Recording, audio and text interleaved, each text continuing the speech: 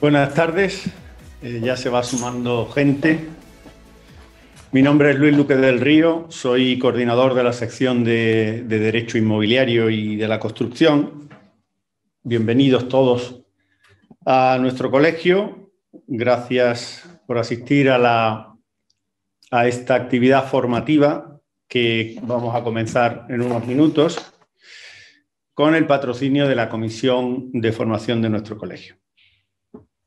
Después de esta ponencia, nuestra sección tiene organizada otra para el día 15 de julio, ya este mes os dejamos tranquilos, en la que vamos a hablar, va a hablar la magistrada doña Ana Matilla Rodero de la cláusula, la cláusula rebus sic stantibus, estando así las cosas, ¿no? Eso será el 15 de julio, además será por la mañana. Quiero recordar que a las 10. Os avisaremos con tiempo de todas formas. Después pasaremos, aunque estamos organizando dos ponencias para septiembre, todavía están gestándose. Para octubre ya tenemos las dos que nos corresponden como sección para el Congreso de la Abogacía, que serán la acción directa del subcontratista, estudio especial en el concurso, y la impartirá don Luis So Morcillo, magistrado, como sabéis, de la sección sexta de la Audiencia Provincial de Málaga. Y la segunda ponencia del Congreso es la representación gráfica de fincas y el registro de la propiedad, rectificación de superficies, excesos de cabida, obras nuevas y todo, etcétera. Esa correrá a cargo de don José Torres García, que es el registrador de la propiedad del número 11 de Málaga. Para el 1 de diciembre tenemos un completísimo recorrido por la figura de la fiducia, en estrecha colaboración con la sección de Derecho Tributario y Derecho Internacional. La jornada será sobre la adquisición de inmuebles por medio de testaferro legal, estudio del negocio jurídico fiduciario y sus figuras afines desde tanto la óptica civil como la fiscal, la registral y el internacional, por supuesto. Hablaremos del trust y de muchas más cosas. No voy a decir exactamente, no voy a decir ahora los ponentes porque nos falta uno por confirmar y, en fin, lo dejaremos para más adelante, como hay tiempo de sobra, hay 7 meses todavía, pues dará tiempo. Y para final de año, bueno, nuestra sección tiene casi programado un curso de Derecho de la Construcción completísimo también, que se impartirá para obtener la consideración de experto en Derecho de la Construcción, que nos gustaría que fuera presencial, pero no lo podemos garantizar. Así que ya conforme vayan desarrollándose los acontecimientos y vayamos teniendo medidas más amables a nivel sanitario, y pues lo determinaremos y lo acordaremos así con el colegio. Bueno, y sin extenderme más, le doy el testigo, le paso el testigo a mi compañera Cristina Cerván López, que va a presentar a nuestra ponente de hoy, que es doña María Isabel Domínguez Yamazaki, que nos va a hacer una disertación completísima del índice de referencia de los préstamos hipotecarios, es decir, la cláusula IRPH. Cuestiones controvertidas, enfoque jurisprudencial, en fin, control de transparencia, etc. Así que os dejo con ella y recordándoos que una vez finalizada la ponencia, pues tendremos tiempo para hacer preguntas y para darle cumplida respuesta a cada uno. Así que os dejo con mi compañera Cristina Cerván. Gracias, Luis. Buenas tardes, compañeros. Estamos aquí reunidos en el colegio y tenemos el enorme placer de poder contar y presentar a María Isabel Domínguez Yamazaki, la cual tiene una estupenda trayectoria profesional, tanto extensa como que a la vez interesante, ya que ha participado como investigadora en diversos proyectos de investigación, así como que ha colaborado en diversas publicaciones y artículos en libros. Y hay que destacar también su trayectoria como docente. Desde el año 2014 ha podido participar de forma muy activa en seminarios y congresos en diversas universidades de toda España. Y tengo que decir que María Isabel Domínguez Yamasaki es licenciada en Derecho, tiene un doctorado en Derecho Privado. Hay que recalcar que posee un certificado nivel C1 de Cambridge, a nivel también un certificado de japonés. Y en cuanto a su trayectoria como docente, tengo que destacar que ha sido profesora tutora en la Universidad de Educación a Distancia desde el 2019 hasta la actualidad. Ha sido docente en régimen de colaboración en la Universidad Católica de Ávila, al igual que como profesora asociada durante 3 años en la Universidad Pública de Navarra, y actualmente es profesora sustituta interina en el Máster de Asesoría Jurídica de Empresas de la Universidad de Málaga. Y realmente el currículum de nuestra ponente de hoy es magnífico, tiene una trayectoria estupenda, tanto docente como participando en proyectos de investigación. Ha asistido en numerosas ponencias, seminarios y congresos de distintas universidades de toda España. Y sin más preámbulos, me gustaría dar paso a nuestra ponente para que nos ilustre. María Isabel, y cuando tú quieras. Muy bien. Muchas gracias, Cristina, por tu generosidad. Qué descripción más maravillosa has hecho. Muchas gracias. Gracias también, bueno, en primer lugar, gracias a todos los compañeros que se han apuntado a la jornada de hoy acerca de la cláusula IRPH.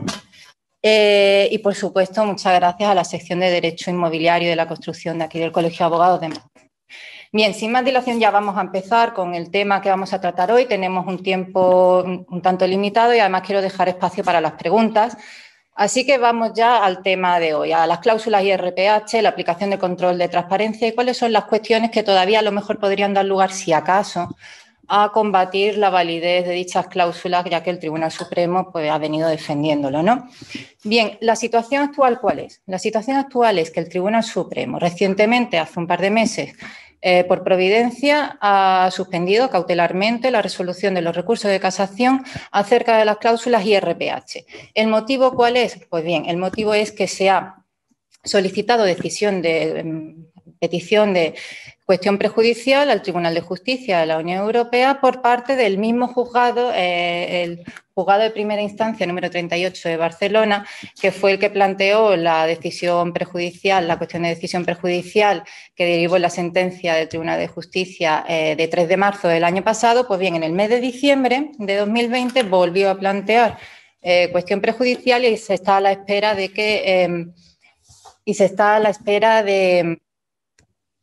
que se pronuncie si se admite a trámite dicha cuestión. De hecho, manteniéndonos a nivel europeo, creo, y me da a mí que las instancias europeas conocen bien cuál es nuestro problema en nuestro país acerca de la cláusula IRPH, dado que la Comisión Europea ha recibido numerosas denuncias acerca de esta cuestión, señalando que es posible que el Tribunal Supremo haya incumplido la Directiva 93/13 sobre cláusulas abusivas en los contratos con consumidores y además también incumplimiento de la jurisprudencia del Tribunal de Justicia de la Unión Europea. No obstante, se ha informado recientemente, en el mes de mayo, que los servicios de la Comisión Europea han decidido archivar todas estas denuncias, que según ha reconocido la propia Comisión son numerosas, pues ha decidido archivarlas debido a que creen que lo más prudente es esperar a que el Tribunal de Justicia de la Unión Europea aclare estas cuestiones de tipo judicial, ¿no? Y entonces por eso se ha decidido archivar. Pues bien, entonces estamos en una situación de necesaria espera y con respecto a este pronunciamiento posible, ¿no?, del Tribunal de Justicia de la Unión Europea. Y entonces creo oportuno plantear en este momento cuál es el motivo por el cual hemos acabado en esta situación, por lo que he decidido empezar con la creación del control de transparencia. Va a ser un recorrido breve, hasta llegar a la situación actual para luego dar paso a la explicación de cuáles son las cuestiones que yo creo más controvertidas en relación con este control de transparencia. He de advertir ya de inicio, creo que es lo más prudente, que acerca del control de transparencia existe un alto grado de incertidumbre, de inseguridad y esta incertidumbre e inseguridad en principio fue en perjuicio de las entidades de crédito con las cláusulas suelo. Pero ahora parece que las tornas han cambiado y está siendo en perjuicio de aquellos clientes de entidades de crédito que hayan concertado sus contratos de préstamo hipotecario referenciados al IRPH. Por tanto, por eso creo que es necesario comenzar desde el principio, desde la propia creación jurisprudencial de este control para entender qué es lo que estamos viviendo ahora. Bien, cuando se entra a analizar la sentencia de 9 de mayo de 2013, por todos conocida, creo que lo primero que debería llamar la atención a aquel profesional que lea esa sentencia es la discordancia entre el petitum de la demanda y el pronunciamiento en esta sentencia. Lo digo porque en el suplico de la demanda se interesaba en el ejercicio de una acción colectiva la declaración de nulidad de las cláusulas suelo con motivo de un posible desequilibrio, de tal manera que se solicitaba que se aplicase el control de contenido. El control de contenido en lugar de señalar un posible incumplimiento de los deberes de transparencia o de comprensibilidad. Entonces, esta discordancia entre el petitum de la demanda y el pronunciamiento del Supremo se fundamentó en el fundamento de derecho sexto de dicha sentencia, en el que se decía que para poder cumplir debidamente con el derecho de la Unión Europea era necesario atemperar las rigideces de carácter procesal, porque es que si no, no había otra manera, ¿no? Siempre y cuando se garantizase el derecho a ser oídos, pero solamente eso. Creo, ya de inicio, creo yo que también en la creación de este control de transparencia, que es un control creado por la sentencia de 9 de mayo, un control jurisprudencialmente creado, creo que influyó mucho el contexto social y económico del momento. Recordemos el año 2012, por ejemplo, con la prima de riesgo, todos los escándalos de tipo financiero, y la desconfianza de la ciudadanía hacia las entidades de crédito o las instituciones financieras en general, también desconfianza hacia los poderes públicos, de tal manera que este tipo de controversias judiciales pues, se convirtieron en una cuestión de auténtico clamor social. Entonces, creo que esta circunstancia influyó bastante en la creación de este control de transparencia. Pues bien, ¿por qué se crea el control de transparencia entonces? Pues por el hecho este que he señalado de la discordancia entre el petitum y demás. Resulta que el control de transparencia lo que se hace es examinar si se ha cumplido el deber de transparencia material o el de comprensibilidad. Esto, antes de la sentencia 9 de mayo, se hacía en la sede del control de incorporación, recogido en los artículos 5 y 7 de la Ley de Condiciones Generales y en el artículo 80 del texto refundido de la Ley de Consumidores, ¿no? Entonces, lo que se hizo fue extraer ese deber de comprensibilidad o de transparencia material, se extrajo del control de incorporación y se pasó a este nuevo control de transparencia. Y se asoció la falta de transparencia no ya a la no incorporación como del propio control de incorporación, sino que la falta de transparencia podía derivar en abusividad y, por tanto, nulidad de pleno derecho. Y es de esa manera como justifica el Tribunal Supremo el hecho de examinar de oficio el cumplimiento de deber de transparencia material. Porque la nulidad de pleno derecho, como todos sabemos, se puede apreciar de oficio. Y recordemos que el control de incorporación solamente se puede realizar a instancia de parte. Entonces, creo que este es el motivo por el cual se creó este nuevo control. Y además, basta con leer los artículos 5 y 7 que he citado, ¿no? Y el artículo 80 de la Ley de Consumidores para comprobar que efectivamente el deber de transparencia material o de comprensibilidad se examinaba en el control de incorporación. De hecho, además, para corroborar esto que estoy diciendo ahora mismo, podemos recurrir a la propia sentencia de 9 de mayo, que en un momento dado dice que dicho control de transparencia se había aplicado ya en una sentencia del Tribunal Supremo de 18 de junio de 2012. Si nos vamos a esa sentencia de 18 de junio de 2012, vemos cómo a veces parece que sí que se distingue entre un control de incorporación o de inclusión y, por otro lado, tenemos un control de transparencia. Lo que pasa es que, llegados a un punto, sí que se dice en esa sentencia que el control de inclusión o de incorporación, particularmente referido al criterio de transparencia respecto de los elementos esenciales del contrato, tiene por objeto que el cliente conozca o pueda conocer la carga económica del contrato y la prestación económica que va a obtener de la contraparte. Esto es el control de incorporación. Si luego pasamos al control de transparencia, a la sentencia 9 de mayo, vemos cómo esta definición que se da del control de incorporación pasa a ser el contenido propio del control de transparencia. Pues bien, entonces, como decía, esta sentencia 9 de mayo, cuando justificaba dicho control, además diciendo que ya se había aplicado con anterioridad, pues no era así, no se había aplicado con anterioridad. Bien, pues entonces, aparte de esta discordancia entre el petitum de la demanda y el pronunciamiento de la sentencia y el hecho de que se extrajese el deber de transparencia material o de comprensibilidad del control de incorporación, tenemos que tener en cuenta que en la propia sentencia se comprobó y se reconoció que efectivamente las entidades de crédito habían cumplido los deberes de información que eran aplicables en ese momento, que era la orden del año 94. En cambio, utilizando como base la orden de transparencia bancaria y de protección de los clientes de servicios bancarios del año 2011, que no era aplicable al caso, se terminó concluyendo que las cláusulas suelo no eran transparentes y que, por tanto, luego eran abusivas y nulas de pleno derecho. Pero se aplicó entonces una normativa que no era aplicable al caso. Y estas son cuestiones que se ha ido señalando también por parte de la doctrina, también se observa en algunos recursos de casación interpuestos, en las primeras sentencias sobre las cláusulas suelo, en las que sí que parece que, si nos fijamos además en los abogados intervinientes, defensores de las entidades de crédito, pues habían invertido bastante en la defensa, lo habían intentado, ¿no? Luego ya eso lo dejaron. Pues bien, con esto, repito, lo que se hizo fue aplicar un control de oficio sobre la transparencia de las cláusulas y, bueno, y tuvo que hacer todo este tipo de... No sé, es como bastante oscuro. Si quieres llegar a entender bien en qué consiste el control de transparencia y recurre a la sentencia 9 de mayo y a sucesivas sentencias, es un poquito oscuro todo, no es fácil de entender. Entonces, yo creo que estos argumentos, que algunas veces parece que no concuerdan del todo entre distintas sentencias, yo creo que se debe precisamente a eso, al querer sacar del control de incorporación el deber de transparencia material, porque como solamente se aplica a instancia de parte, y recordemos que eso no es lo que se había solicitado en el caso este de las cláusulas suelo, pues lo pasamos a un control de abusividad para que así se pueda practicar de oficio. Ese creo yo que es el motivo, aparte luego también del contexto social y económico. Por tanto, yo creo que si vemos un poquito cuáles son estas notas acerca de los orígenes del control de transparencia, lo que se viene a comprobar es la falta de seguridad y de certeza en cuanto a este control. Por lo que creo que realizar predicciones acerca de cuál puede ser la aplicación futura del control de transparencia a las cláusulas IRPH es realmente difícil.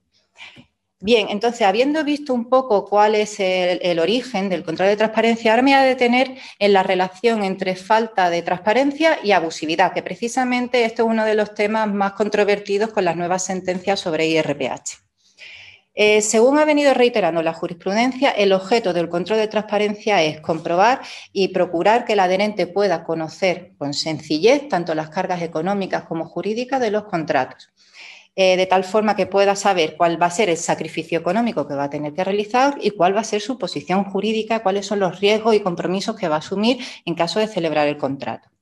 Bien, entonces, una vez constatada la falta de transparencia, lo que se tiene que determinar es si se produce un desequilibrio en perjuicio del adherente, que obviamente cuando me refiero al adherente me refiero, en este caso que estamos hablando de contrato de préstamo hipotecario, pues sería el prestatario, ¿no? Pues bien, entonces tendríamos que comprobar que se produce efectivamente ese desequilibrio. Y hasta ahora es que se ha reiterado hasta la saciedad que la abusividad, cuando se da una falta de transparencia, consiste en que, debido a esa falta de comprensibilidad de la cláusula, que no se ha cumplido debidamente con los deberes de información, resulta que el adherente no pudo comparar debidamente entre todas las ofertas que había en el mercado. O sea, que esto es lo que también algunas veces se ha dicho en alguna sentencia, ¿no? Que eso se hará un desequilibrio subjetivo entre las prestaciones, desequilibrio subjetivo, o sea, incapacidad de poder decidir cuál es la oferta que más te interesa porque no conoces bien en qué consiste cada oferta, dado que no se ha cumplido con ese deber de transparencia, ¿no? Cierto que yo particularmente desde el principio me manifesté en contra del modo en que se había creado el control de transparencia, no estaba de acuerdo. incluso me parecía dudoso que las cláusulas suelo no fuesen transparentes. Me parecía un poco dudoso, sobre todo teniendo en cuenta la argumentación utilizada. Ahora, una vez que tenemos el control de transparencia en nuestro ordenamiento jurídico y además que ya tiene reflejo en la norma gracias a la Ley de Contratos de Crédito Inmobiliario del año 2019, pues creo que es acertado este razonamiento según el cual la abusividad se produce por el hecho de que el adherente, con motivo de la falta de transparencia material, dejó de tener su derecho de opción, de poder elegir. ¿Y por qué? ¿Y por qué lo defiendo? Porque en la contratación por adhesión, o sea, en la contratación con condiciones generales y cláusulas predispuestas, se da la circunstancia o es el hecho más característico de que es el predisponente el que determina cuál va a ser el contenido del contrato. Entonces, dada esta circunstancia, esto afecta gravemente al principio de autonomía privada o autonomía de la voluntad, que en materia contractual se compone de la libertad contractual, que es la del artículo 1255 del Código Civil, o sea, la libertad que tenemos para establecer cuál va a ser el contenido del contrato. Y de otra parte, dentro de este mismo principio de autonomía privada, está la libertad para contratar, la autodeterminación, libertad para decidir si quieres celebrar o no quieres celebrar un contrato. Pues bien, la importancia sobre el cumplimiento de los deberes de información en relación con el adherente, la persona a la que se le está poniendo ese contrato, y este es el contenido del contrato, y si le gusta bien y si no lo deja. Pues bien, la única libertad que le queda en cuanto a autonomía privada es la libertad para decidir, autodeterminación, decidir si celebra o no celebra el contrato. Y para defender y proteger esa libertad que nos queda a los adherentes en este tipo de contratos, la única manera que se tiene de defender es a través de los deberes de información. Y por eso creo que ese es el razonamiento adecuado en cuanto a la falta de transparencia y la abusividad. Entonces, dicho esto, voy a pasar ahora ya a las cuestiones controvertidas que yo creo que son los caminos posibles hacia la ineficacia de las cláusulas IRPH, pero como ya he dicho, veo bastante difícil que esto se produzca y no sé si llegará a merecer la pena poner en práctica lo que voy a plantear, porque teniendo en cuenta la doctrina del Tribunal Supremo, ya les digo que lo veo bastante difícil, pero bueno, por intentarlo que no quede, ¿no? Entonces, habiendo dicho esto y señalado ya en varias ocasiones la incertidumbre y la falta de seguridad, dado que el alto tribunal ha decidido que las cláusulas IRPH no son transparentes, pero tampoco son abusivas, las vías por las que creo que se podría atacar esta decisión del Supremo son tres. La primera de ellas, la falta de seguridad jurídica. La falta de seguridad jurídica en el sentido de que el propio Tribunal Supremo, a mi juicio, ha contravenido su propia doctrina jurisprudencial a la hora de determinar que estas cláusulas, a pesar de no ser transparentes, no son abusivas. Luego, en segundo lugar, planteo una posible aplicación del control de incorporación, que ahí no tendríamos que examinar abusividad, lo cual sería una ventaja, pero este control de incorporación solamente se podría aplicar a unas cláusulas muy determinadas, no a todas las cláusulas IRPH, porque también digo, no todas las cláusulas IRPH son iguales. Y a la hora de examinar si se cumple la transparencia material de las cláusulas o no, también deberíamos de dar un tratamiento diferenciado a las cláusulas según el modo en que estén redactadas y no que sean tratadas todas igual. Pues bien, esta es una opción, la del control de incorporación, un poco arriesgada, pero bueno, ahora luego ya le explicaré. Y en tercer lugar hay una posible tercera vía, que es la del régimen administrativo sancionador. Lo que pasa es que con el régimen administrativo sancionador en materia de consumo, es un ámbito del derecho, el sancionador de consumo, que ha tenido bastante poca trascendencia cuando se trata de cláusulas abusivas en los contratos con consumidores. Además, que también tenemos que tener en cuenta que esto es competencia de las comunidades autónomas y la legislación autonómica varía pues, según en cada caso, de tal forma que puede ser sale más barato ser infractor en una comunidad autónoma que en otra, ¿no? Pero ¿por qué comento esto? Porque he leído en prensa hace poco que la Dirección General de Consumo de las Islas Baleares parece ser que o ha incoado o va a incoar expediente sancionador a Caja Mar por haber dado información falsa y además insuficiente acerca de las cláusulas IRPH. Pero claro, en realidad, si se tiene que comprobar que se ha cumplido una infracción de consumo, ojo, estoy presumiendo que es una infracción de consumo consistente en la introducción de cláusulas abusivas en los contratos con consumidores.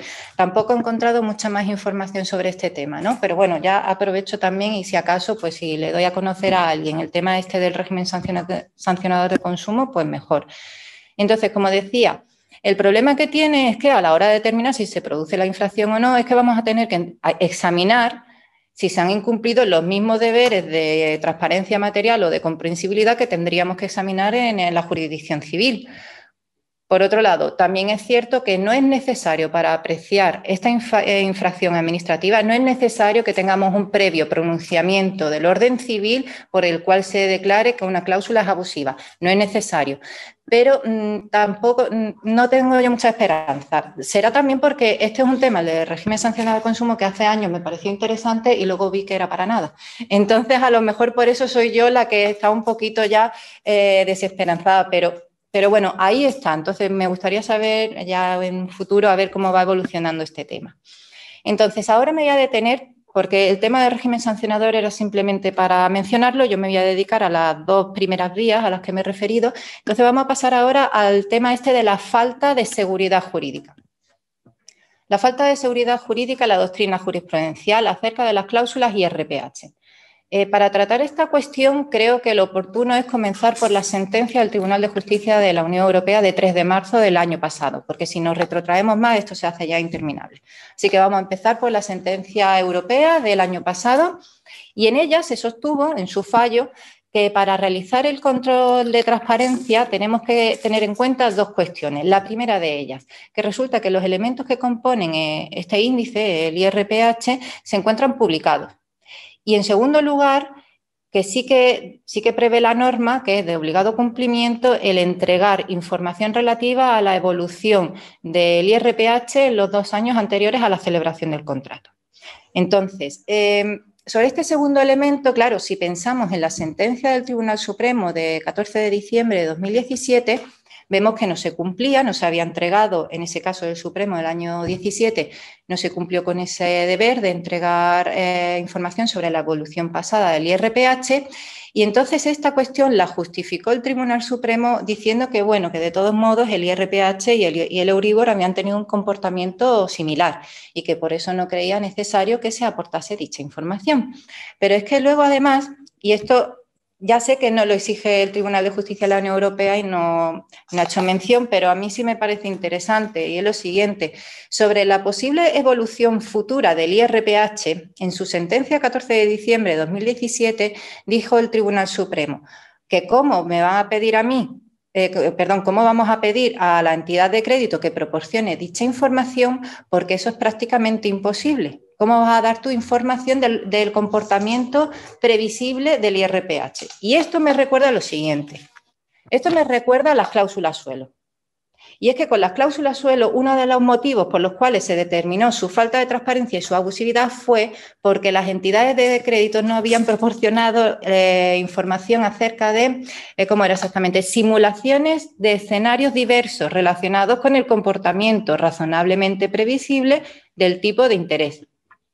O sea, que si tenía razón el Tribunal Supremo con las cláusulas suelo en cuanto a que ese tipo de información futura debe de darse, ¿por qué no la iba a poder? Porque dice luego que es imposible, por definición, dar ese tipo de información acerca del IRPH. Bueno, simplemente quería señalar esto porque, aunque no se ha exigido ahora ya con el IRPH, pero como sí lo trató en ese momento y dio este argumento que no concuerda con sus propios razonamientos, con la cláusula suelo, pues me parecía interesante señalarlo. Bien, entonces, ¿cuál es el problema del Tribunal de Justicia, de la sentencia del Tribunal de Justicia de la Unión Europea de 3 de marzo? Pues bien, que en ella no se dice específicamente cuándo una cláusula sería abusiva. Señala cuáles son los elementos a tener en cuenta para determinar su falta de transparencia material o comprensibilidad, pero no dice cuándo una cláusula es abusiva. Y ese es el motivo por el cual, desde esa sentencia de marzo del pasado año, lo que llamamos la jurisprudencia menor, se ha estado pronunciando tanto a favor como en contra de la validez de las cláusulas IRPH. Pero bueno, es que la cuestión acaba ahí. Es que después de las 4 sentencias del Tribunal Supremo del 12 de noviembre del año pasado, sigue habiendo esta discordancia entre las distintas juzgados de primera instancia, mercantil y audiencias provinciales. que de hecho hay una sentencia muy interesante de juzgado de primera instancia número 2, bis, creo que era, de Pamplona, reciente, que daba a elegir al prestatario si quería una consecuencia u otra después de haber declarado la abusividad de las cláusulas. Pues bien, entonces, ya que lo he citado, pasamos ahora a las sentencias de 12 de noviembre del año 2020. De acuerdo con el artículo 4 bis de la Ley Orgánica del Poder Judicial, los jueces y tribunales españoles están obligados a interpretar el derecho de la Unión Europea de conformidad con la jurisprudencia del Tribunal de Justicia de la Unión Europea. Y es por este motivo que en estas sentencias de 12 de noviembre de 2020 se declara que efectivamente las cláusulas IRPH sufrían de un defecto de transparencia. No cumplían con el deber de entregar la información sobre la evolución pasada del IRPH en los 2 años anteriores a la celebración del contrato. Y entonces tenía que reconocer, se veía la obligación de reconocer que la cláusula no era transparente.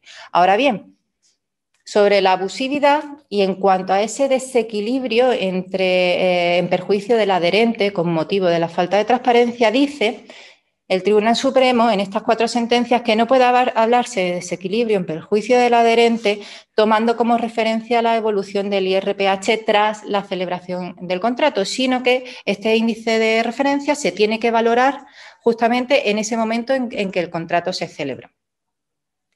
Porque además concluye el Tribunal Supremo que si no se estaría haciendo un control de precios. Con lo que se supone que, además, que eso no podemos hacerlo aquí en nuestro ordenamiento jurídico, que rige el principio de la equivalencia de las prestaciones en su sentido subjetivo. Somos nosotros, las personas, los que determinamos si un precio es justo o no es justo. No puede intervenir nadie más. Pues bien, esto otra vez aquí me tengo que ir de nuevo a las cláusulas suelo. O sea, que en las cláusulas suelo las personas que tenían esas cláusulas no se pudieron ver favorecidas por las bajadas de tipo de interés, estas grandes bajadas de tipo de interés, y en ese momento se consideró que, dada esa circunstancia, la cláusula podía ser abusiva o no se tuvo en cuenta esa bajada de tipo de interés, porque es una bajada de interés que no se había producido antes, no era previsible para las personas que estaban contratando, ¿no? Y en ese momento sí se tuvo en cuenta. Pues entonces,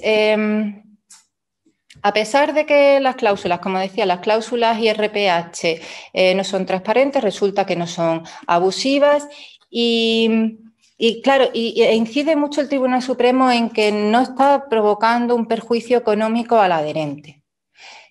Todo gira en torno a que no se está provocando un perjuicio al adherente, pero claro, esto tiene un perjuicio económico, ¿no? Entonces, esto tiene una objeción y es que no se suponía que la abusividad deriva de que esa falta de transparencia provoca que no se pueda comparar entre las distintas ofertas de mercado.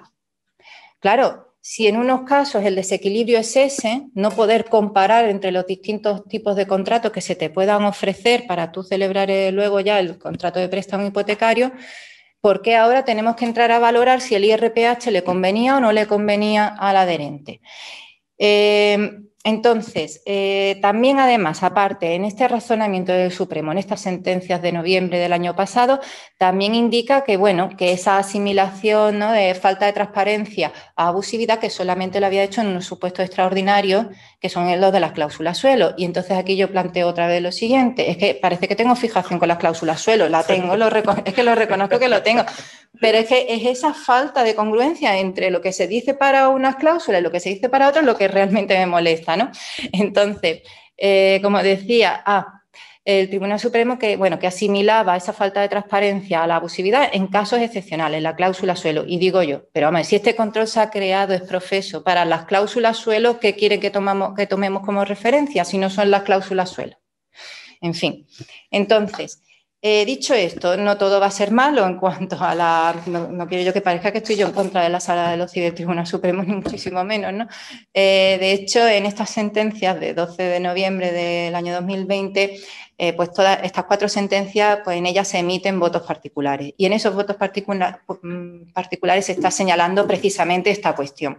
Y de hecho dice una cosa que me parece totalmente acertada, ¿no? Aparte de que se está privando al adherente de ejercer su derecho de opción, ¿no? Y este desequilibrio subjetivo, ¿no? Pues bien, dice, no corresponde, los votos particulares dicen, no corresponde a la Sala de lo Civil entrar a valorar cuál es el índice que resultaba más favorable al prestatario, sino que es al prestatario a quien le corresponde tomar esa decisión habiendo sido previamente informado. Ahí está la clave, y ahí está la clave que nos la está dando los propios votos particulares emitidos en estas sentencias de 12 de noviembre. Entonces, llegados ya aquí, ¿cuál es mi opinión particular sobre las cláusulas IRPH? ¿Cuál es el tratamiento jurídico que creo que debería recibir esta omisión de información? Pues bien, ya he hecho referencia a ello. Creo que, en primer lugar, cada cláusula IRPH tiene que ser examinada de manera particular, singular, porque pueden tener distinta redacción. Y en ese sentido, acerca del control de transparencia, creo que estamos ante un evidente caso de omisión de información en dos supuestos concretos, ante dos tipos de cláusula IRPH. Una de ellas, que es aquella en la que ni se define por completo el IRPH ni se te remite a la normativa para conocer cuál es su definición. Y luego, en segundo lugar, están aquellas cláusulas IRPH en las que se define parcialmente, y además parcialmente incluso, es decir, literalmente de acuerdo con cómo está establecido en la circular del Banco de España, pero se hace de manera incompleta, se omite el último párrafo en el cual se especifica que el tipo medio que se ha utilizado en esa descripción del IRPH, pues ese tipo medio al que se está refiriendo la norma dice en su segundo párrafo, el tipo medio es la TAE y no el TIN. Y como todos sabemos, la TAE incluye otra serie de comisiones y demás que supone que se eleve el precio, ¿no? Pues bien, estos dos casos me parecen dos casos clarísimos acerca del control de transparencia. Hay otro tipo de cláusula IRPH, pero que esa me la reservo para ese hipotético control de incorporación. Lo que pasa que es una opción demasiado arriesgada, pero bueno, simplemente para plantear lo que es el control de incorporación, creo que lo vamos a dejar para entonces, ¿no? De tal manera que si pensamos en las cláusulas en las cuales ni se define por completo el IRPH ni tampoco se nos remite a la norma, resulta que el único reenvío que se hace es al BOE para conocer cuál es el porcentaje que se te aplica en un periodo concreto, simple y llanamente. De tal manera que ahí creo yo que caería mucha de la argumentación tanto del Tribunal de Justicia de la Unión Europea como del Tribunal Supremo, porque evidentemente no hay información sobre el objeto principal del contrato. Y, por supuesto, el hecho de que si en una cláusula, porque me parece que es algo bastante confuso, ¿no? Entonces, para la persona que lo está leyendo, porque se te da a entender, eso pasa, por ejemplo, en una de las sentencias de 12 de noviembre de 2020 del Tribunal Supremo y en otra más reciente, que es la de 19 de enero de este año, que te dice que se define el IRPH por el anexo octavo, apartado 2, y te pone la definición que aparece en la norma, pero omitiendo el hecho de que se emplea la TAE y no el TIN. Pues a mí eso me parece engañoso, porque te está dando a creer que la definición es la de la norma y está incompleta. Bien, entonces, por eso digo que basándome en la jurisprudencia relativa a los deberes de información, protección de consumidores, además siempre haciendo muchísimo hincapié en la vulnerabilidad y la necesidad de protección de los consumidores. Todo el tema de las cláusulas suelo, pues basándome en toda esta jurisprudencia, creo que en estos dos supuestos estamos ante dos cláusulas abusivas. No se ha recibido información sobre lo que es parte del objeto principal del contrato. Esa es mi opinión y obviamente esa no es la opinión ni del Tribunal de Justicia. Bueno, el Tribunal de Justicia de la Unión Europea, también diré que poner muchas esperanzas en el Tribunal Europeo, pues tampoco, en raras ocasiones, se pronuncia de una manera tajante, por decirlo de algún modo, ¿no? Entonces, de hecho, en la sentencia de 3 de marzo del Tribunal de Justicia de la Unión Europea, resulta que ahí se alude a que un consumidor medio, atento y perspicaz dijo, resulta que ese tipo de consumidores, el hecho de que se omita la información sobre el IRPH y que tenga que recurrir a la norma para conocer su descripción, pues resulta que eso es razonable y eso es acorde con las exigencias derivadas del deber de comprensibilidad y transparencia material. O sea, que tú tengas que recurrir a una circular del Banco de España para conocer en qué consiste el IRPH, cuya definición además no ocupa más de 7 líneas, teniendo en cuenta la cantidad de información precontractual y contractual que se le otorga a los prestatarios, creo yo que esas 7 líneas no está justificada su omisión. Pues bien, Aparte de eso, luego es que me parece sorprendente el contraste entre esta afirmación que acabo de hacer, que acabo de señalar, que hizo el Tribunal de Justicia de la Unión Europea de 3 de marzo, con su sentencia de 3 de marzo de 2020, pues luego también, además, jurisprudencia consolidada, el hecho de que el deber de comprensibilidad o de transparencia material implica la obligación de suministrar al consumidor información precontractual adecuada para que pueda tomar su decisión con plena conciencia, es decir, con pleno conocimiento de las cargas jurídicas y económicas que asume al celebrar el contrato, sin necesidad de realizar un análisis exhaustivo, minucioso y pormenorizado. Pues yo creo que tener que recurrir a una circular ya es tener que hacer algo de esfuerzo, ¿no? Y para empezar, es que eso es lo que me resulta más gracioso, es que yo no estoy de acuerdo con este tipo de ideas. Es decir, algún tipo de esfuerzo tendrás que realizar cuando vas a celebrar un contrato de préstamo hipotecario, porque es un contrato ya de por sí que tiene cierta complejidad a la hora de entender y no me parece razonable pretender que no se tenga que hacer ningún tipo de análisis minucioso sobre un contrato cuya elevada cuantía y su larga duración creo yo que hacen que merezca la pena el hecho de esforzarse un poco, ¿no? Pero entonces, a pesar de esto que dice tanto el Tribunal de Justicia de la Unión Europea como el Tribunal Supremo, resulta que es razonable que no se nos dé la información sobre que el tipo medio con el que se calcula el IRPH es la TAE, o que se dé una descripción vaga e insuficiente sobre el IRPH sin remitirse además a la norma. Entonces, como digo, en ambos casos yo creo que estamos ante un incumplimiento suficientemente relevante y de suficiente entidad como para considerar que la cláusula sea abusiva. No solamente que incumpla los deberes de transparencia material, sino que también es abusiva. Y, de hecho, el que el IRPH se encuentre definido por la norma o que se publique periódicamente en el BOE dicho índice, esto es lo que viene a justificar es la legalidad del índice. No justifica el nivel de información que pueda tener el prestatario, que es obligación de la entidad de crédito darle toda esa información, dado que es la parte que se encarga de redactarlo todo. Entonces, lo único que justifica el hecho de que esté descrito por la norma y que se publique en el BOE es la legalidad del IRPH, lo cual algunas veces, pues yo entiendo que también entre en esta cuestión el Tribunal Supremo porque se ha planteado muchas veces que el IRPH como si no fuese un índice legal, ¿no? Bien, es legal y es por estos dos motivos, lo cual no puede usarse también para justificar que la cláusula no era abusiva. En conclusión, sobre el control de transparencia, considerando toda la información de la que disponemos a día de hoy, creo que es muy difícil que el Tribunal Supremo cambie de criterio en cuanto a las cláusulas IRPH y su abusividad.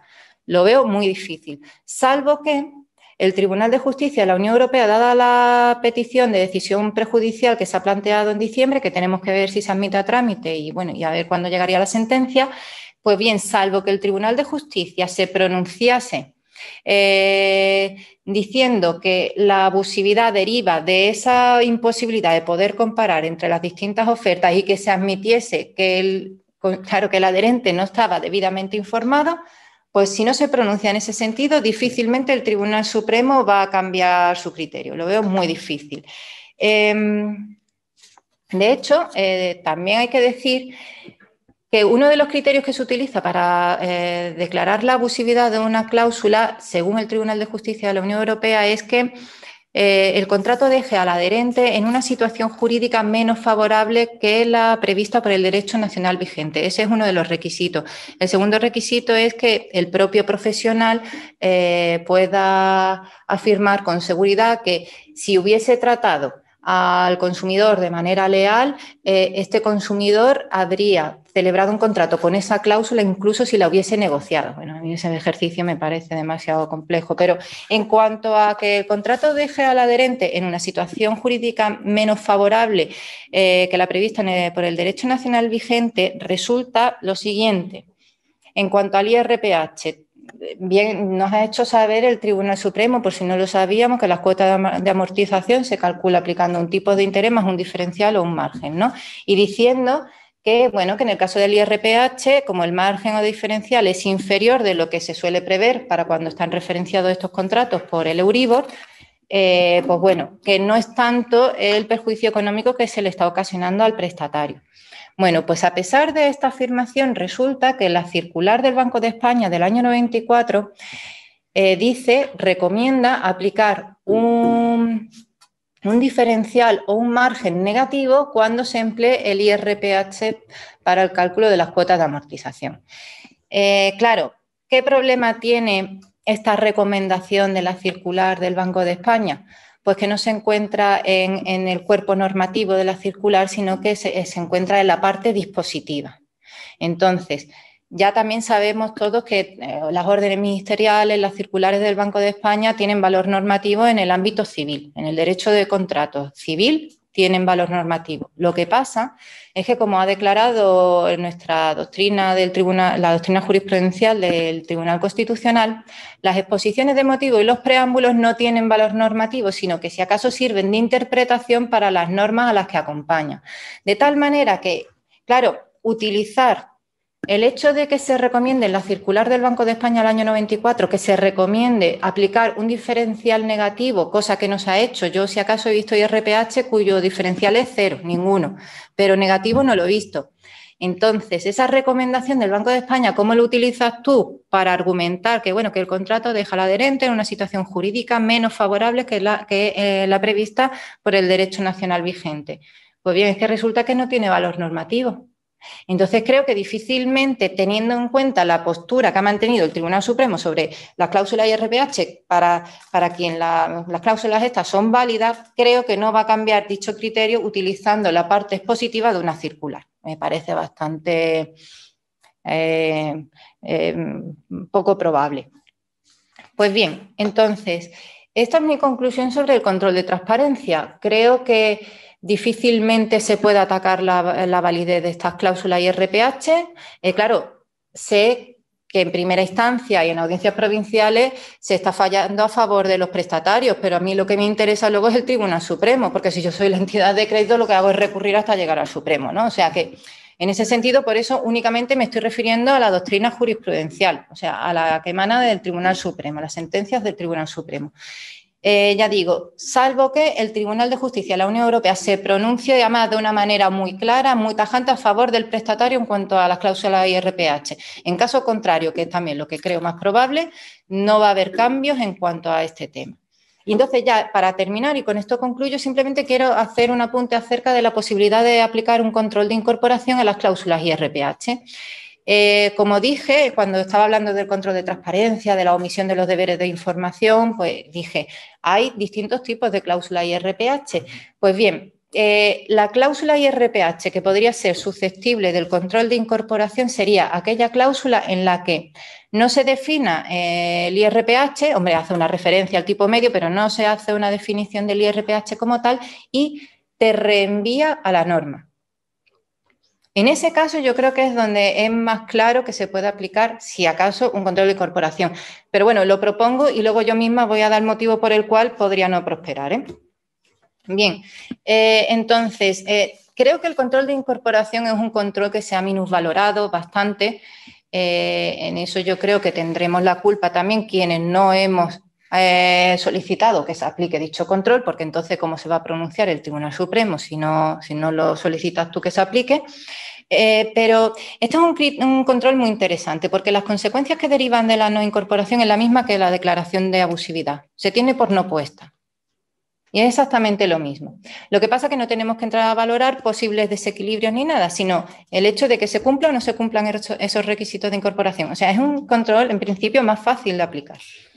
Bien, este control de incorporación, como es tan exigente, de hecho, durante la elaboración de la Ley de Condiciones Generales fue bastante criticado, porque además, aparte de ser bastante exigente en comparación con otros países de nuestro entorno, y de hecho en la Directiva 93/13, que se transpone aquí en España por medio de la Ley de Condiciones Generales, en esa directiva no aparece el control de incorporación, es algo que nosotros hemos añadido aquí en nuestro ordenamiento jurídico. Pues bien, resulta que también es de aplicación cuando el prestatario es un empresario. Porque también ha habido problemas con cláusula suelo cuando se ha pretendido la abusividad de la cláusula, porque el control de transparencia no se aplica cuando el adherente es un empresario. Entonces, en este caso, el control de incorporación se puede aplicar también cuando es un empresario. ¿Y en qué se fundamenta este control? Pues su razón de ser es el principio general de buena fe y el hecho de que una de las partes contratantes ostenta, como en régimen de monopolio, esta libertad contractual de poder determinar cuál es el contenido del contrato. Bien, entonces se caracteriza este control de incorporación por el hecho de que se puede aplicar, para empezar, a todo tipo de cláusulas.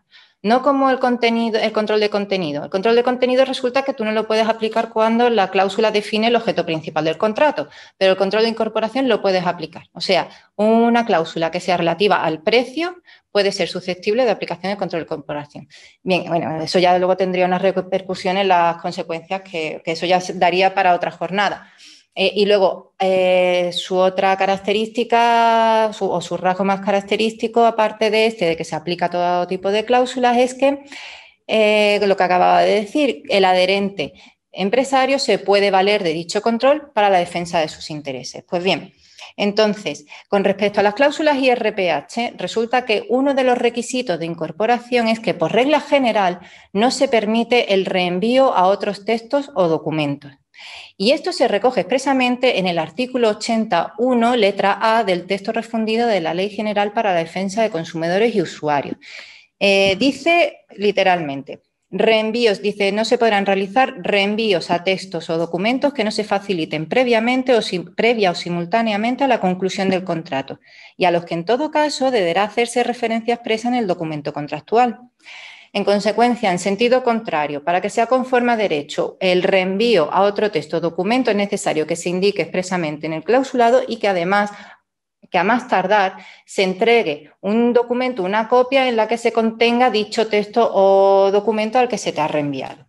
Pues bien, entonces, recordemos que esto se recoge en la norma de consumidores y usuarios, de tal manera que en principio, solamente se podría aplicar el control de incorporación a las cláusulas IRPH por este motivo del reenvío a otros textos o documentos cuando el adherente sea consumidor, porque en la Ley de Condiciones Generales, que es aplicable a los empresarios, resulta que no prevé expresamente este tema del reenvío a otros textos o documentos y podría a lo mejor deducirse de su artículo 5º, pero no estoy yo tan segura de esa interpretación. Entonces, centrándonos en el texto refundido de la Ley de Consumidores, según su artículo 80, este tipo de reenvío tiene que cumplir esos requisitos, ¿no?, de hacerse mención al texto o documento al que se reenvía y además entregar copia antes de la celebración del contrato o en el momento de la celebración del contrato.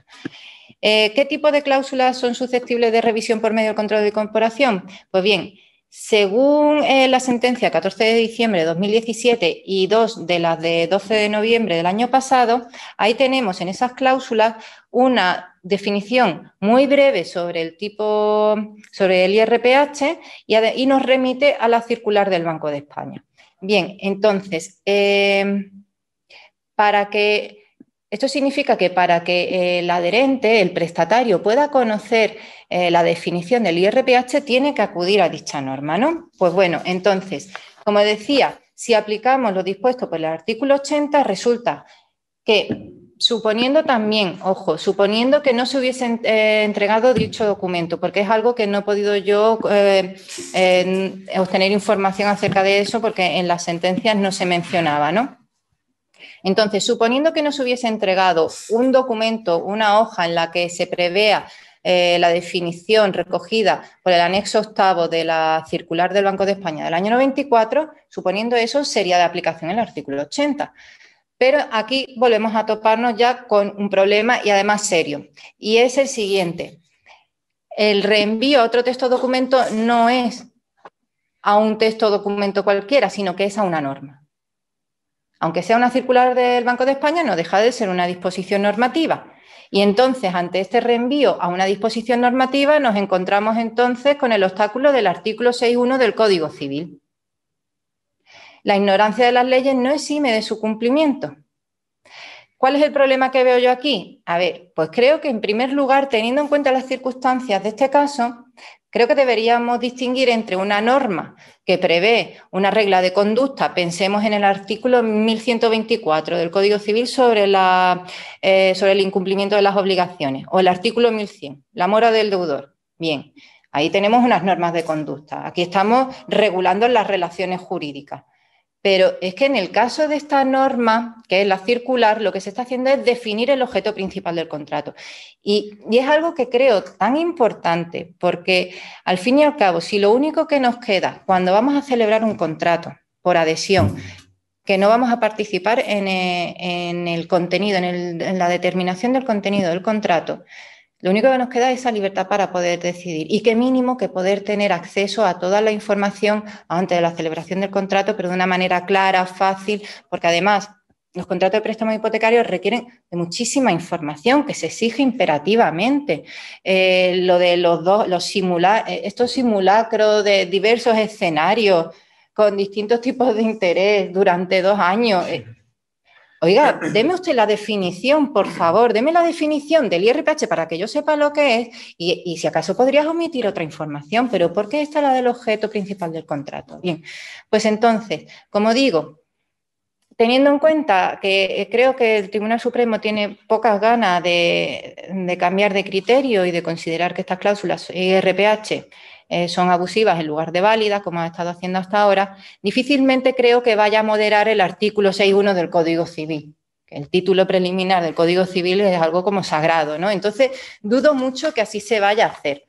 Por tanto, si acaso con el control de incorporación podría darse la siguiente situación, pero yo creo que son muy pocas esta que voy a plantear, y es que el reenvío del que estoy hablando se haga a una norma distinta de la que era aplicable al caso.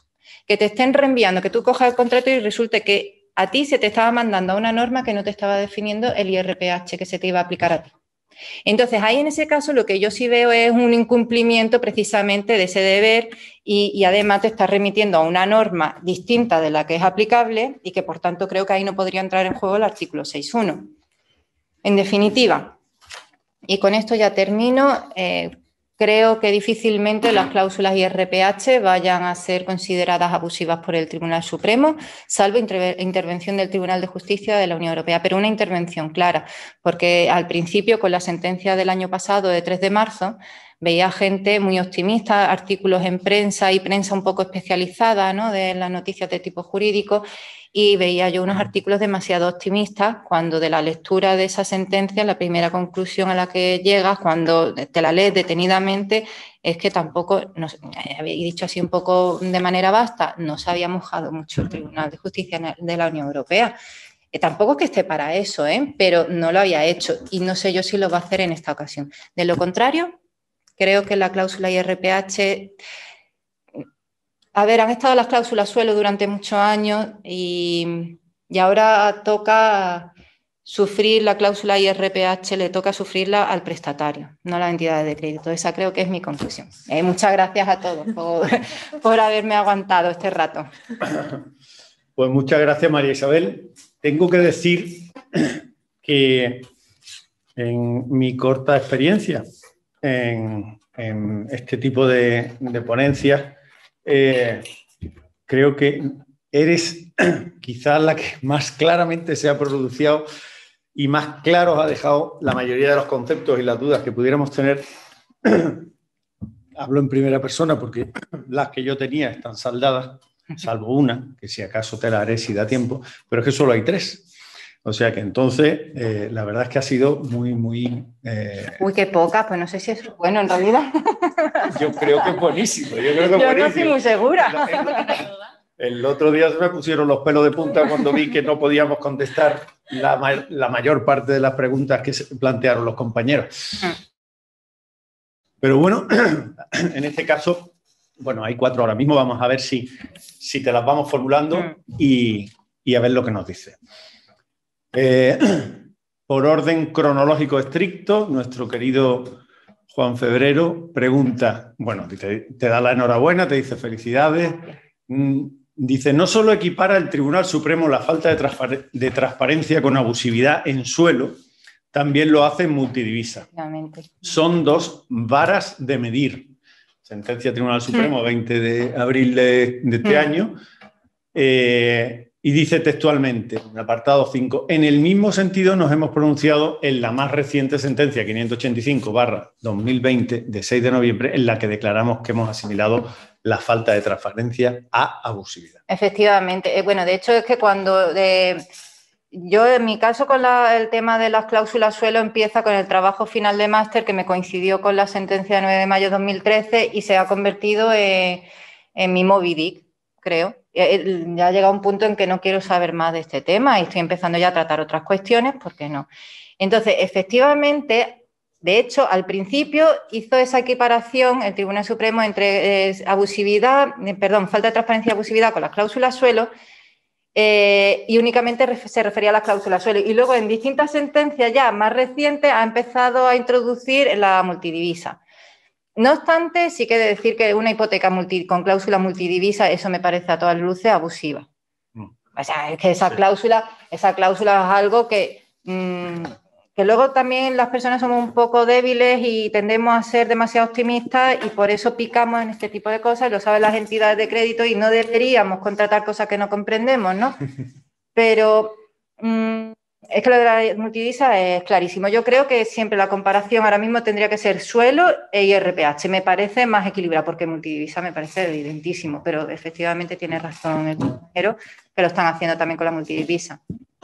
Bueno, voy a leer ahora otra pregunta que ha hecho Pedro Durán, que además me ha leído el pensamiento, porque yo tenía aquí anotada una cuestión que también me quedaba duda y tiene mucho que ver con lo que apunta Pedro. A nivel práctico, cuando un cliente nos diga que quiere presentar una demanda para reclamar la nulidad de la cláusula IRPH de su hipoteca y que le devuelvan los intereses pagados de más, ¿qué le decimos? ¿Cómo planteamos la cuestión a nivel de éxito? Porque aquí también tenemos que tener en cuenta efectivamente los intereses. También tenemos que tener en cuenta las costas que para nosotros, claro, a la hora de plantear un procedimiento, sobre todo de este cariz, cuando sabemos que la parte contraria las puede pagar, pues es mucho más atractivo. Sí. Y con el acicate de que la gran mayoría de estos clientes se han instruido previamente en Google. Entonces han sacado una serie de... Es que sobre las cláusulas suelo creo que precisamente en ese momento de crisis financiera tan dura que vivimos aquí en España, yo creo que gracias a estas cláusulas se pudo sostener la profesión de la abogacía. Porque no hay nada mejor que ganarle el pleito a una entidad de crédito, sí, porque te va a pagar. Y aparte es que es lo mejor que te puede pasar. Sí, es lo mejor que te puede pasar. Entonces, claro, a día de hoy, con el IRPH, pues hombre, ahí juega la deontología. Si sabemos que el Tribunal Supremo piensa que la cláusula es válida, pues esto es lo que se tiene que plantear al cliente. Así lo veo yo, porque es que te la van a tumbar al final ante el Tribunal Supremo con todo el gasto que ha llevado a llegar hasta allí encima. Claro, la quiebra de expectativas total. Supongo. Es que ahora mismo yo lo veo así. Y para el Tribunal de Justicia, para la sentencia del Tribunal de Justicia, la Unión Europea no sé cuánto tiempo va a necesitar. Entonces yo no sé ahora mismo qué podrá hacer, la verdad. Pero lo prudente sería que no. Lo veo yo. Bueno, seguimos. Natividad Sabán nos pregunta, bueno, agradece igualmente la claridad de la ponencia. Dice, buenas tardes. En sentencia dictada por la Audiencia Provincial, la sección sexta de Málaga, el 24 de marzo, me estimaron un recurso de apelación contra la sentencia dictada en primera instancia y la Audiencia Sexta declaró nulidad de la cláusula IRPH por abusiva y falta de transparencia al consumidor. Luego hace otro inciso, vale, no sé sí. si... Dice, pero el Banco Santander me la recurrió en casación y hasta la fecha está en el Supremo. Claro. No me han dado traslado de oposición a la casación. ¿Puede ser debido a la cuestión prejudicial planteada por el Tribunal Europeo? Por la providencia del mes de marzo, que el Tribunal Supremo ha suspendido cautelarmente resolver los recursos de casación sobre el IRPH. O sea, que hasta que no se pronuncie el Tribunal de Justicia de la Unión Europea o, en su caso, que inadmita a trámite la petición de decisión prejudicial, que no sé yo si va a suceder eso, porque me imagino que el juez de primera instancia de juzgado número 38 de Barcelona, creo que esto se le da bien. Y no creo yo que se la admitan a trámite, creo. Sí, bueno, ahí hay alguna que otra pregunta que es muy similar a la que ya hemos hecho, por tanto la vamos a obviar. Y luego dice Miguel Quero, los folletos, entiendo que es una pregunta, claro, ¿los folletos publicitarios se equiparan a información precontractual? Sí, claro. Sí, la publicidad, además, de hecho, en el control de transparencia se ha indicado en muchas ocasiones que el examen se realiza no solamente en relación con el clausulado, sino que se tiene en cuenta toda la información que, de hecho, debido a esa información, puso en una situación complicada a los notarios, que además los notarios, con el tema cláusula suelo, se les llamó la atención. Luego la cosa quedó ahí, ¿no? Pero cuando se dijo, sí, tenemos que tenerlo en cuenta todo, no solamente el clausulado. Entonces, según, claro, yo no sé, es que también esa pregunta un poquito así general, ¿no? Según cómo se haya dado la situación, pues puede tener más importancia o menos, ¿eh? María Teresa Manjón pregunta, bueno, le gustaría saber si María Isabel, ¿entiendes que una resolución dictada en oposición a la ejecución, entendiendo que el IRPH no es abusivo, tendría efecto de cosa juzgada en el declarativo sobre cláusulas abusivas y no podría decidir sobre la cuestión el Tribunal Especializado en Cláusulas Abusivas? A ver, ¿Entiende la pregunta? sí, un poquito en la oposición.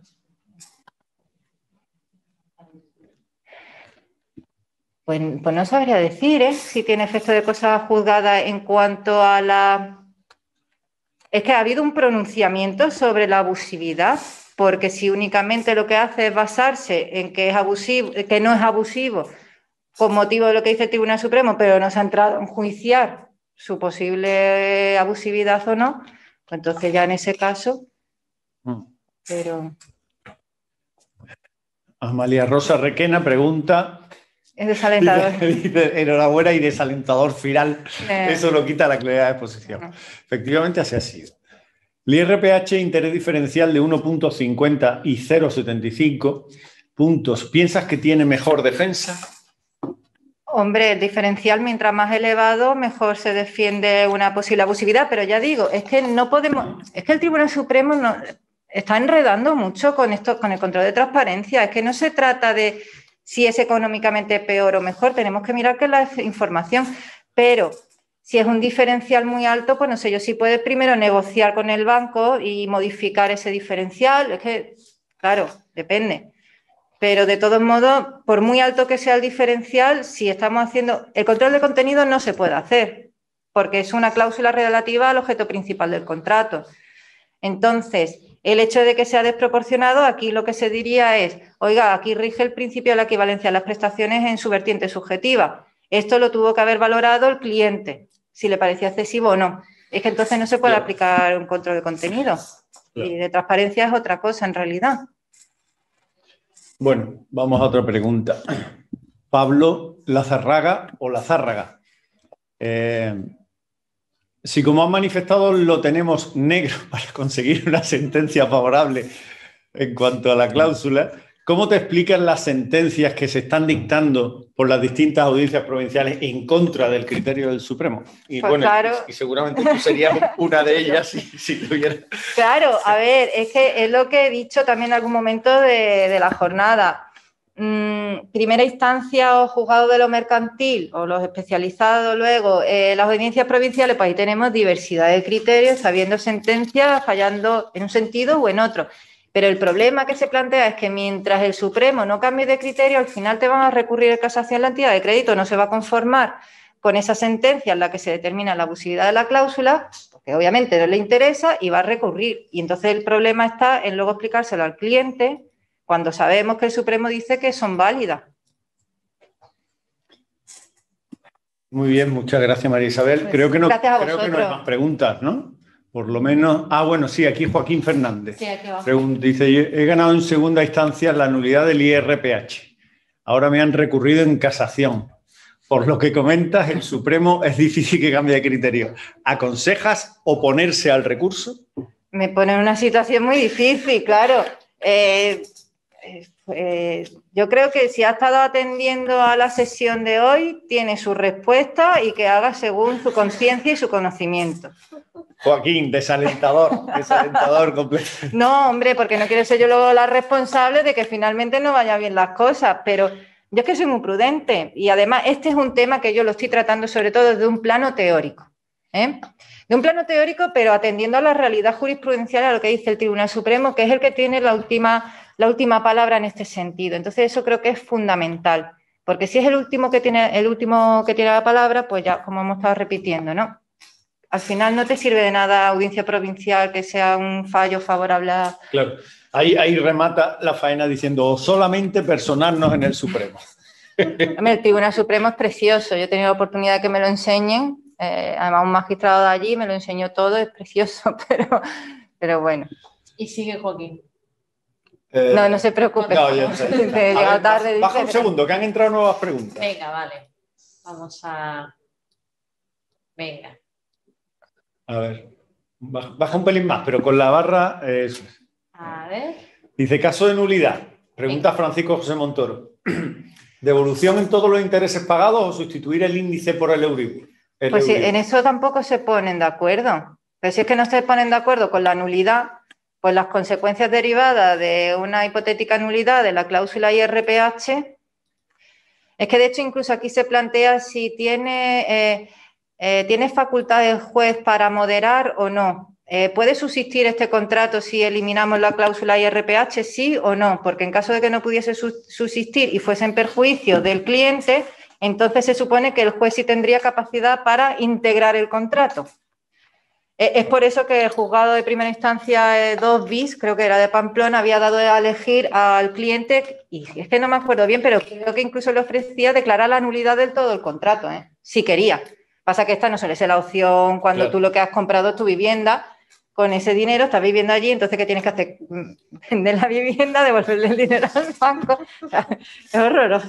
Da pereza de pensarlo nada más. ¿Qué pasa con los intereses de todos esos años? En fin, busca piso de alquiler. Claro. Es fatal, es fatal. Bien, Diego Montosa pregunta. Ahora. Diego, ¿cabría la posibilidad, en lugar de solicitar la nulidad de la cláusula, de la vía de reclamación de responsabilidad contractual y daños y perjuicios motivada por una vulneración de la normativa sectorial bancaria que impone el deber de transparencia? Pero si es que no están reconociendo que se haya incumplido el deber de transparencia, es que ese es el problema. Que no reconocen que hayan incumplido el deber de transparencia, que un consumidor medio, atento y perspicaz, pues si te mandan a una circular, pues ya consultará la circular. Es que, además, examinar todas estas sentencias, como son tantos argumentos que se refieren a cosas tan diferentes que en realidad no guardan relación, como la legalidad del IRPH, el desequilibrio económico provocado, y eso son cosas que no tienen nada que ver con el control de transparencia en realidad. Entonces, la vía de la responsabilidad contractual no la veo yo porque no creo que se aprecie ese incumplimiento del deber de transparencia en sede de responsabilidad contractual cuando tampoco lo aprecia en cuanto al control de transparencia, que está para eso, ¿no? Claro. Jorge Manrique dice, sugiero como estrategia prudente combinar el IRPH con otras cláusulas más seguras, gastos, posiciones deudoras, etcétera. En mi opinión es cuestión de tiempo que caiga. Esa es una estrategia, ¿no? Claro. Que no te quiten la razón en todo y en algo te la den y así pues mantiene un cierto equilibrio. Pero bueno, es que también, seamos sinceros, la cláusula suelo ha sido un chollo durante muchos años. Y esto tenía que pasar. Sí. Y esto tenía que pasar. Si el propio magistrado Orduña, que ahora ha vuelto a su plaza de catedrático en la Universidad de Valencia, intuyo que fue uno de los precursores del control de transparencia creado por la sentencia de 9 de mayo, y luego emitió votos particulares que veía yo que estaba moderando un poco, rectificando, dadas las consecuencias, ¿no? Uh-huh. Y bueno, pues lo de la cláusula suelo ha sido, no creo que se vaya a repetir. Sobre todo porque la otra parte son los bancos que tienen cierto peso a la hora de hacer ver su postura. Pero bueno, Francisco José Montoro, y esta ya es la última pregunta. No, esta ya la hemos visto. ¿La hemos leído ya? Bueno, pues entonces vamos a la de Alicia. Venga. Alicia García Cabrera pregunta, ¿se considera definición del IRPH lo publicado en el Boletín Económico del Banco de España o publicación de análoga naturaleza? La definición del IRPH para mí es la de la circular 5/94, circular del Banco de España. Esa es la definición del IRPH. Y ahí es donde también creo que se puede atacar en algunos casos porque no te mandaban a la circular 5/94, sino que te mandaba a otro sitio. Pero es que si no hay voluntad, es que es verdad, es que si no hay voluntad, dice, no, pero oiga, pero es que estaba en este otro texto. Y además te han dicho dónde estaba. Pablo, que no creo yo, es que son 7 líneas. Después de una cantidad de información así, y no me va a poner las 7 líneas definiéndome esto, no me va a decir que esto se calcula con la TAE. Que luego al final no nos enteraríamos igual, pero bueno, yo qué sé, por lo menos ha cumplido con su deber. Bueno, pues muchas gracias a todos por vuestra asistencia virtual, especialmente, por supuesto, a nuestra ponente. Muchas gracias a todos. Yamazaki, y a mi compañera que me ha echado un cable extraordinario esta tarde, Cristina Ceroam. Y simplemente convocaros, nuestra sección de inmobiliarios convoca para el próximo 15 de julio, que vamos a darle una vuelta a la Rebus sic stantibus, tanto para ver los contratos de obra como los contratos de suministro, con contratos de compraventa de vivienda, todo lo que ha podido, todo lo que, digamos, ha podido afectar de una manera o de otra en este año y pico que llevamos. Así que muchísimas gracias a todos y hasta la próxima. Adiós. Gracias.